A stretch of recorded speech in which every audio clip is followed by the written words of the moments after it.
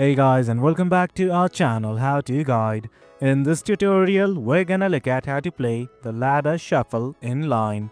Now let us begin. Note that I have already logged into my account. In case you have not done it, do it right now. The process is quite easy.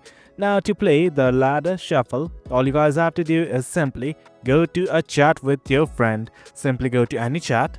And once you've done that, this is the chat interface. At the bottom left, you can see a plus icon. Click on it. And this is it, guys. Right here, you can see a button like this that says Ladder Shuffle. Click on it. Now it's gonna ask you to enter the result options. I'm gonna enter it right now. As you guys can see, I have entered the options.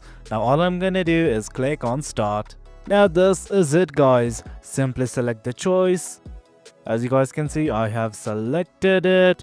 And guys, that is it. That's how you play the ladder shuffle in line. As you guys can see, the process is quite easy. Hope you guys found this video informative, and for more content like this, do remember to hit like, share and subscribe. Your support fuels us. Until next time, thank you.